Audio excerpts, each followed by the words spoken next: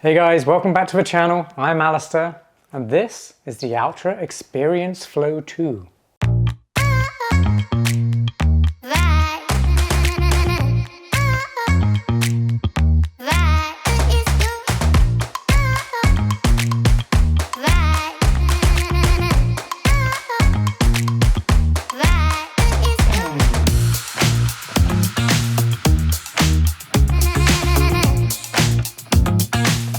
The Experience Flow 2 is a daily trainer that just gets the job done really quietly. It's nice and stable, it's very comfortable to step into, and the platform just gives it a really nice smooth ride. It's one of those daily trainers that just makes miles, well, easy. Before I get into where it works, where it doesn't, and who it's going to be best for, let's kick off with the key specifications. It costs $140.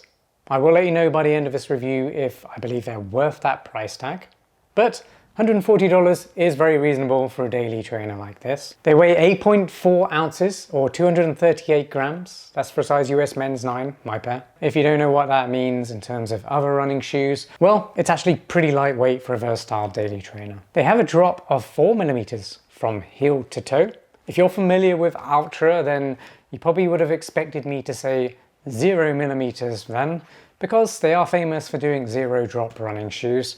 But as of late, they have started introducing very low drop running shoes to make them more appealing to more people out there. And I really like the fact they have done that. This 4mm drop here makes them feel really, really nice on the run. So that gives them a stack height of 32mm under the heel and 28mm under the toe. So it's pretty low to the ground, and you do get a nice ground feel and you get good control because of that. The midsole foam is using Altra Ego P35 foam. It is really nice and soft, but you also get a nice amount of response from it as well. So you get that spring back, which you can see when I flex the shoe and release it. There's no plate in here, that's literally just the foam. Look at it just bounce away from me. The other has an engineered mesh that's not the most breathable. If you are running in cooler conditions, you're going to appreciate that. But if you do run somewhere very hot, then you'll probably notice your feet starting to heat up pretty quickly. The outsole is really cool. It's something that's quite unique among road running shoes right now. It looks very aggressive, almost like a road to trail running shoe. And I really like the fact that this rubber compound wraps around the edges of the outsole. So it kind of curls up around to the sidewall of the shoe. And that just gives you better coverage or traction if you do land on the edges of your feet. Maybe you have pronation issues, then it just gives you that little bit of extra traction and confidence in those areas. And then some extra features include a bit of a rocker geometry. So you can see there's a tiny bit of a toe spring there, a little bit of a rocker at the heel. And what that does is give you a nice transition from heel landing to toe takeoff. And it's also got a nice articulated heel counter, which makes the shoes really easy to slip on. And it also keeps pressure away from the back of your Achilles. And I really appreciate that. It also has a nice wide toe box. Another thing Altra is very famous for is putting lots of room in the toe box. For people who maybe have bunions or people who just want room for their toes to splay, it's just a lot more comfortable on the run if you do have a nice airy toe box. It allows you to get more power out of your stride as well. When it comes to sizing and fit, they're very much true to size, and I'd say they have a average width overall, though the midfoot area is more snug than usual. And of course, as I just mentioned, the toe box is nice and wide. Classic Altra. The heel lockdown on this one is awesome, and they're super comfortable to step into, and that's because of all the padding around the collars and the heel counter at the rear. The tongue's also super plush and padded as well. I really appreciate that. It means I don't get any lace bite from doing up the laces tight up there, and it just feels really nice and comfortable on top of my feet. If you're enjoying this review so far, please give the video a like and comment on the video. I really appreciate it when you guys do that. Just let me know if you've had experience in this running shoe, or maybe let me know what drew you to this shoe. All this information is really going to help current subscribers and future subscribers. Having more information to draw on is really going to help them decide whether these shoes are going to be for them or not. So if you're comfortable sharing your build and how you've been running in these shoes as well, that'll be really helpful and I really appreciate it. And of course, share the video if you think it'll be helpful for someone else, and subscribe to the channel for more running shoe reviews just like this one. I always keep things genuine, honest, and as insightful as possible to help you decide whether or not the shoes I'm currently reviewing are going to be best for you and your needs. But if at any point I've missed something or you've got a question, just put it in the comments and I'll get back to you. I reply to everyone. And once you've hit subscribe, make sure you hit that notification bell. That'll let you know as soon as new videos drop. You made it to my performance review. Congrats. This is the meaty part of all my reviews because I get to share my real world experience running in them. So I've been putting these through some different types of runs. I've been doing long recovery jogs and steady daily mileage, and I've been running on varied terrain, mostly road, but also some gravel and some light trail as well, just to see how they perform. Altra is traditionally a trail running shoe brand, so when I do look at that outsole there, it does make me think that I could easily take this on light trails. So I did, and I wanted to let you guys know how they actually perform in such circumstances. More on that in just a moment. So it became really clear to me that these actually perform really well for longer distances or easy daily mileage.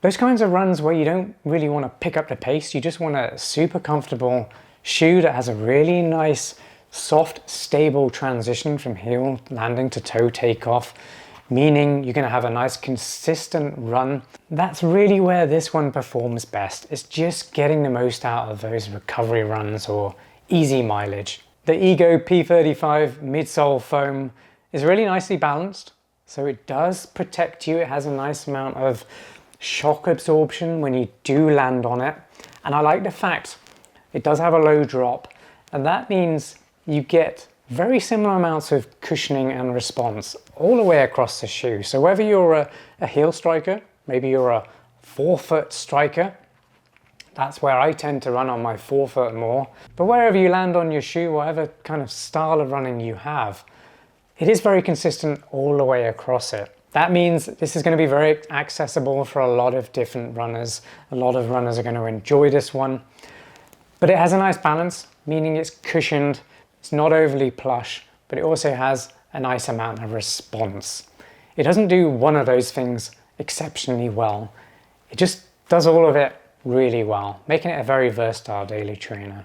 And it is a shoe that you can use for a variety of different training runs. It's got good range.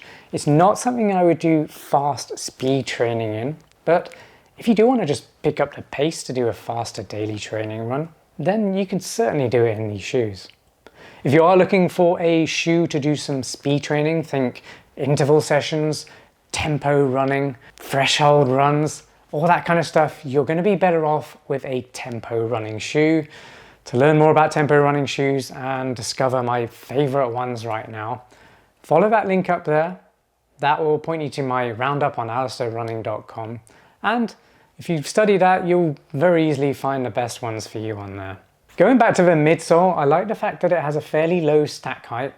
It just makes the shoe feel more grounded, and it feels like you've got more control on the run. So if you are running around tight corners, maybe you're weaving in and out of people when you're running, you've got a good amount of control for this one. And if you're thinking this is actually quite a high stack height, or it looks like a high stack height, well, it's not. This midsole wall does extend higher than the bottom of your foot, meaning it wraps around or cradles your heel area within the shoe, giving you extra stability on the run and support. Traction is absolutely rock solid on these. These will handle pretty much any kind of concrete or asphalt circumstances that you find yourself in. Handles wet patches very well as well. So very aggressive there. And I did mention this earlier, if you want to take these on light trails, be my guest, they will handle it very well. The rubber compound is very high performance, and so far the durability is holding up really, really well. So it's very versatile enough for light trails as well. So if that's something you want a road to trail running shoe, although this is very much a road shoe, you can use it on light trails and gravel too. Go and have some fun with it. One downside is the breathability. It's not the most breathable shoe, and that's really another reason why I wouldn't do very high intensity speed training in a shoe like this, because my feet are going to heat up too much.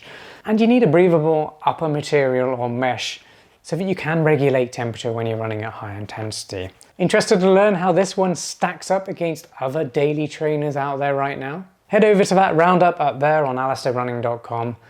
That will point you in the right direction for the best daily trainers you can buy right now.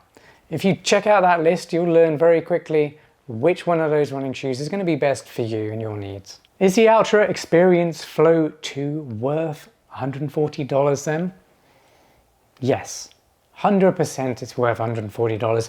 That is extremely reasonable for a versatile daily trainer like this. It's incredibly comfortable, the upper is a dream to slip into, very easy to get a nice, fast, secure lacing setup, great heel lockdown as well.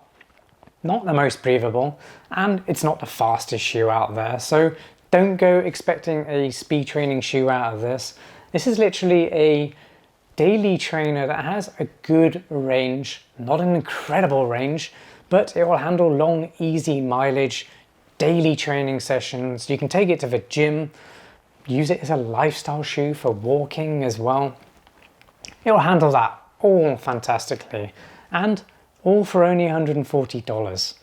Yes, this one's worth it for sure. Well, I really hope you enjoyed this review. Hope it helped you out. If it did, why not buy me a coffee? I'll put a link up there now. That's just a really nice way of you being able to support me and the channel, and really appreciate it when you guys do that. Love my coffee. And in case you haven't already, make sure you subscribe to the channel and hit that notification bell. That'll let you know as soon as new videos drop. Thanks again for watching. I'll see you on the next one. Peace.